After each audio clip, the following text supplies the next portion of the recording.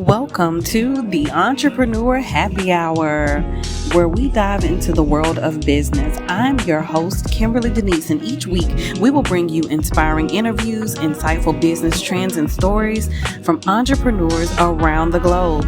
Join us as we explore their journeys, uncover the highs and lows, and everything in between. Whether you're an aspiring entrepreneur or a seasoned business owner, there is something here for you. So sit back, relax, grab your favorite beverage, and let's talk about business.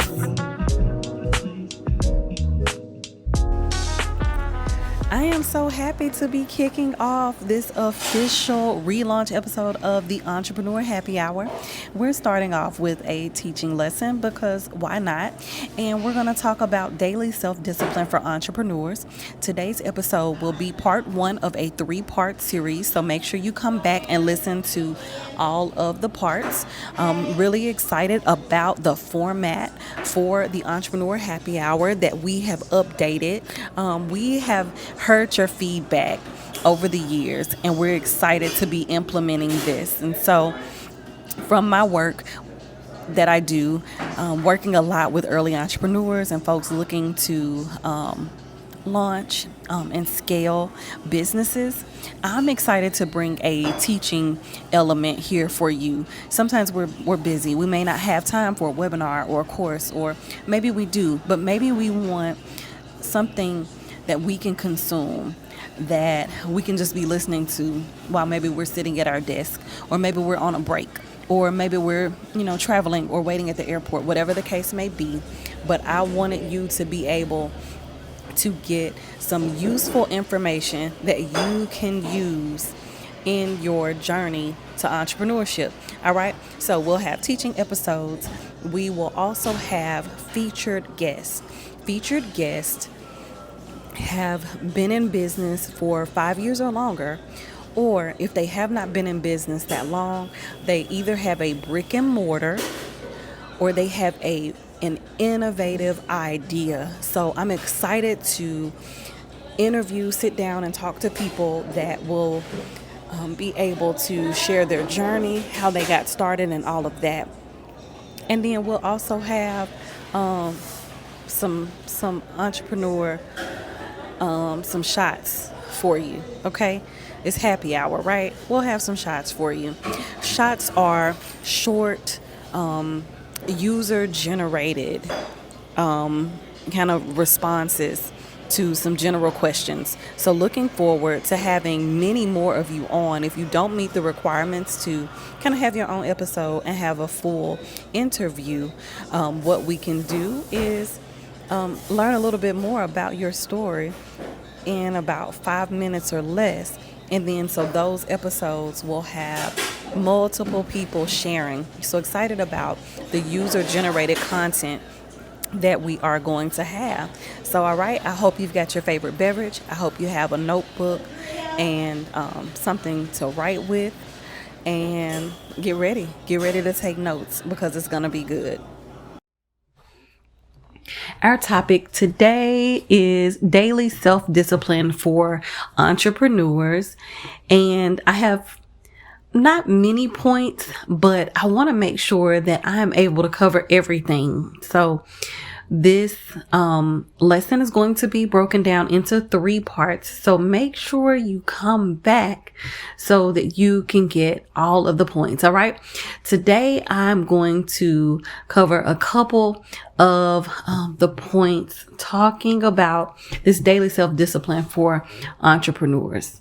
Right? So self-discipline is easy for some people. To a rare few, it's enjoyable and empowering, giving them a feeling of control. But to others, it's like knowing you have to ingest a particularly vile liquid medicine 20 times a day forever and ever. After the first few doses, contrary to popular opinion, it grows harder and harder to force yourself to swallow that dose. Even the term self-discipline is unpleasant. Westerners equate the word discipline with punishment. Being self-disciplined is seen as forcing yourself to do stuff you really don't want to be doing day after day. And often that is the truth. And if you're like most of us, you've tried just making yourself do it. You've tried little tricks and making to-do lists and putting the hated problem task first and next putting the problem task last, and nothing seems to work. We're going to work our way through 7 steps to getting back on track and finding workable solutions to increasing self-discipline and feeling good about it. So here's step 1. Admit there is a problem. Yep, I said it. Have you tried several strategies already? Or are you just telling yourself you've tried everything because it feels like you have, or to soothe your own conscience? If you've got a guilty conscience about not possessing enough self-discipline, you're likely listening to the voices from the past, particularly voices from childhood. You've got yourself into the typical perfectionist shame and blame mind trap. You may be the type of entrepreneur who is absolutely aware of this and how futile shame is as a motivator. Shame makes people want to hide, but still you find yourself stuck in that trap.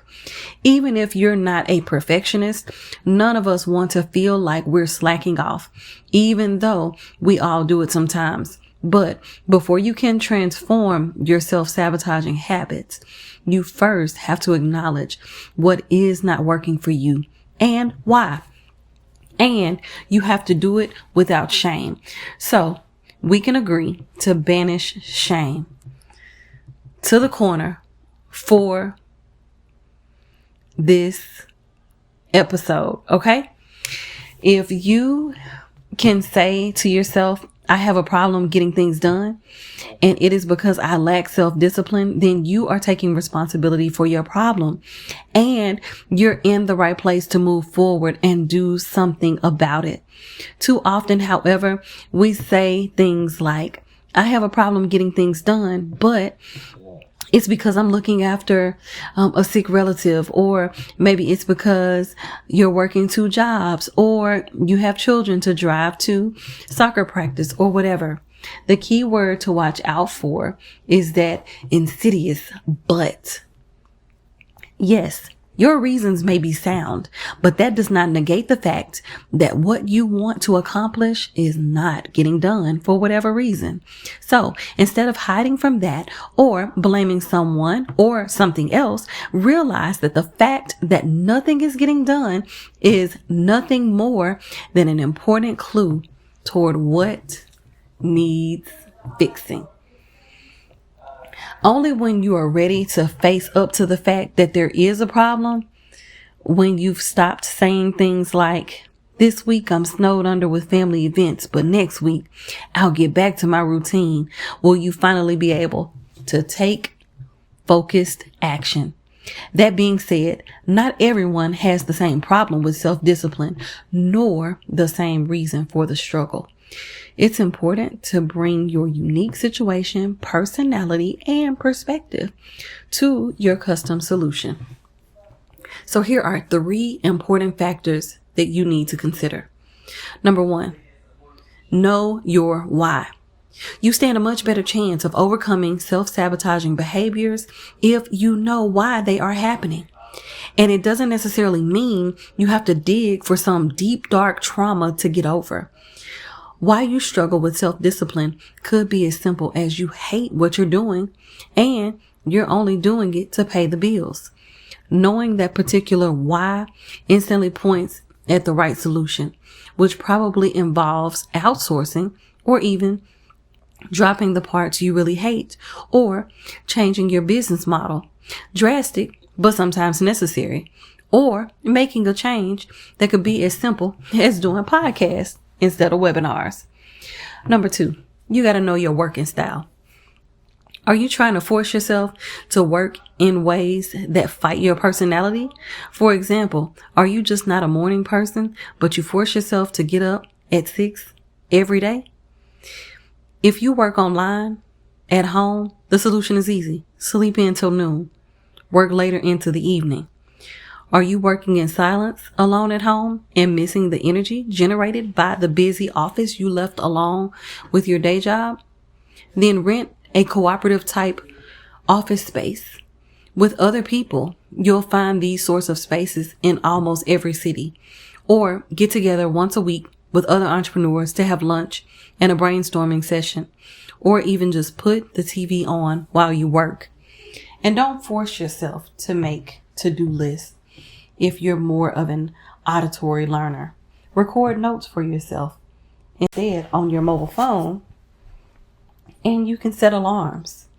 If you're a visual learner, then use an app like something like Drop Task, which looks more like a mind map, but allows you to sort and organize your daily tasks in separate bubbles that you can color code to your own liking. Apps like Drop Task are usually available for Windows as well as for iOS and Android. The point is, knowing why you procrastinate or find yourself confused and overwhelmed is a necessary part of finding the right solution for you. One size does not fit all. Realize you are unique and work with yourself instead of against yourself. Something that I offer to my clients and that I would like to offer to you for a limited time for 50% off during back to school. So through the entire month of August, you get 50% off on an impact consultation. This is a DISC assessment. This can be for entrepreneurs, professionals. I even have a version for students, but wherever you are in your entrepreneurial journey, whether you use an entrepreneurial mindset to problem solve, troubleshoot, anything like that, knowing how you are wired is that first step to awareness. So the link will be in the description if you would like more information about that. Step 2, create and maintain daily rituals. Perform the same task in the same order at the same time every day, and they'll soon be so automatic that they require less energy to complete. Not only that, but the thought of not doing them will become inconceivable.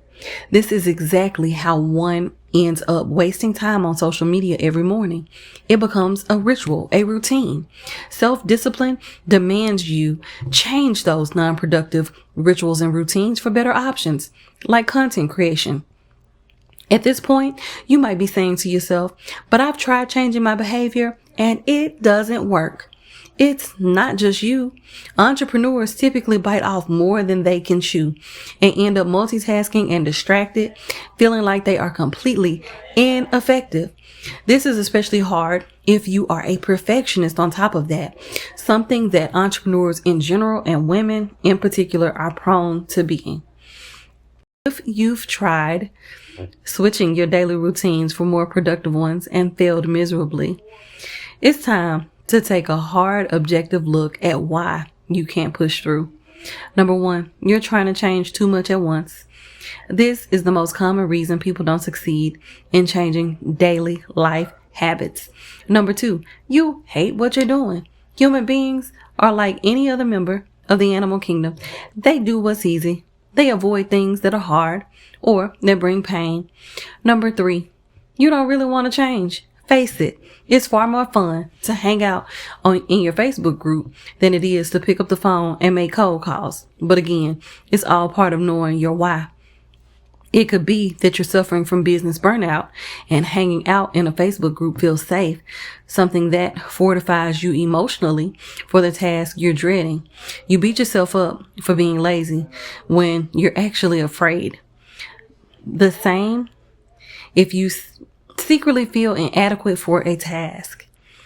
You don't want to prepare that webinar talk because you know you're not a writer, and you don't want to tackle your tax preparation because you failed Math 101 in high school. Feeling inadequate and overwhelmed is the number one cause of procrastination. Again, it's linked back to perfectionism in many cases. If this last reason applies to you, realize that the only true failure is avoiding what you feel inadequate to perform and just do it. But there's a science to creating new daily rituals and routines. And that's the great part. It's not your own failure or your own weaknesses that is the problem. It's more likely not understanding how creating new successful routines really works. It all has to do with neural hardwiring. What happens when you cut across a field on your bike every morning? After a while, not after the first day or even the 7th, but definitely after a couple of months, you've worn a visible, recognizable path across that field. You tend not to deviate from your routine precisely because you have worn a path. It's far easier to roll your bike along that nice, smooth, bare, earth, tamped down path than it is to wrestle your way through the deep grass that grew up during the summer months. It's the same with your brain. Most of the time, we don't change our routines because they provide us with the path of least resistance. It becomes far easier to do the things that we're used to doing rather than doing something new. Combine that with trying to replace the old, easy, safe habit with a scary and perhaps unpleasant new one. Well, it's no big surprise that before you know it, you'll be back in that Facebook group with your morning coffee and your coffee break coffee. And whoops, it's lunchtime. Don't believe me? Do one simple thing. Make a note of the time every day for a week when you finally get onto your work task. 10 to 1, you'll find that happens at the same time every day. For example, half an hour before lunch. That's because you have hardwired your brain, worn in the neural pathway to get started at that time and no earlier. Result, it feels right to start then. It feels safe to start then and not before. The human brain is a wonderful and devious organ, but you can easily hardwire it back again. Sometimes knowing what you're doing to yourself and why you're doing it is all you need to exert that self-discipline muscle. But sometimes you need to be a little trickier. So I'm going to give you 2 easy solutions that you can try to help yourself get into new productive routines. The first one is one very near and dear to my heart. I began using it when I went into full-time entrepreneurship 7 years ago. It is called the Pomodoro technique. Here's how it works. You choose a task. You set the Pomodoro timer for 25 minutes. Work on the task till the Pomodoro alarm goes off.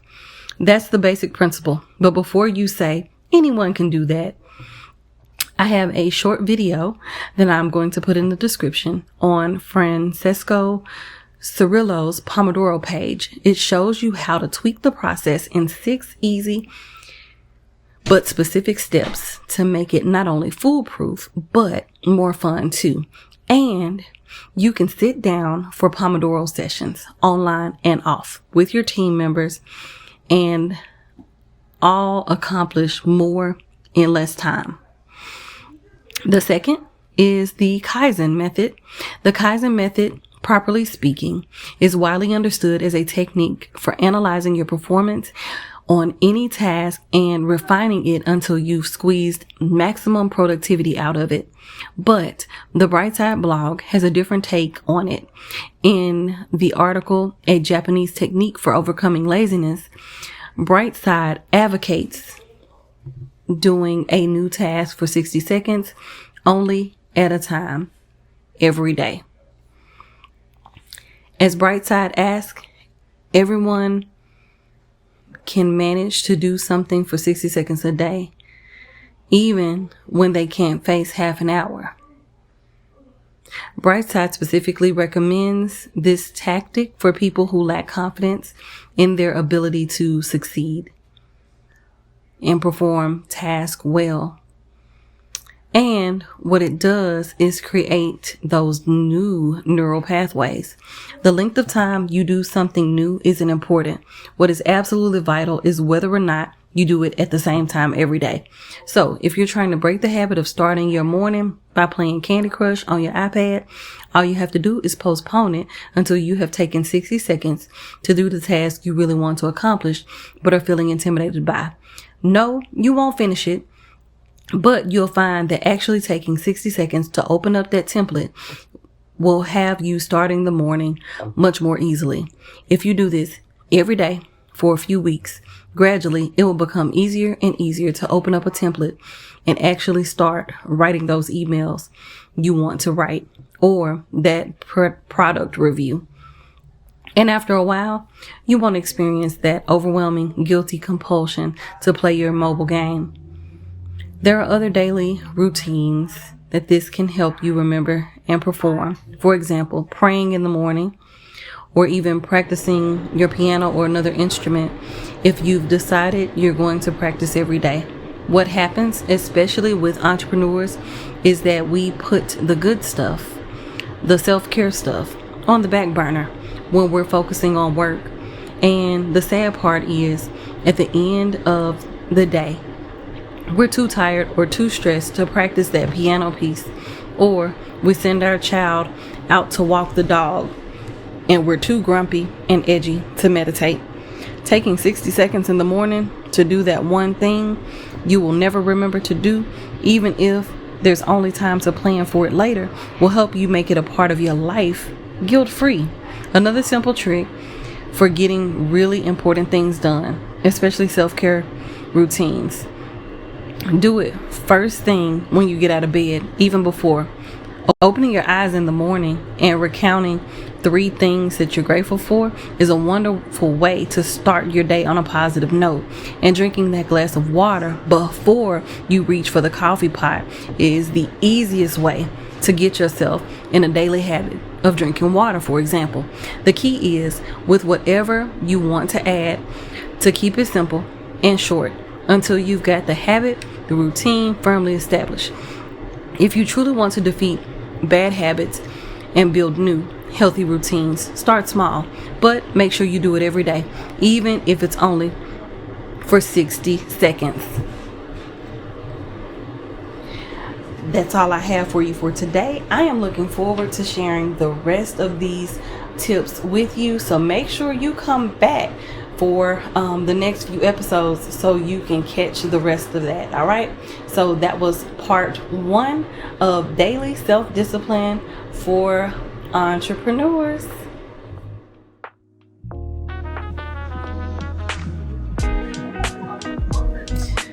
Thanks for joining us for this special teaching episode of the Entrepreneur Happy Hour. We hope you gained some valuable insights and practical tips to apply to your entrepreneurial journey.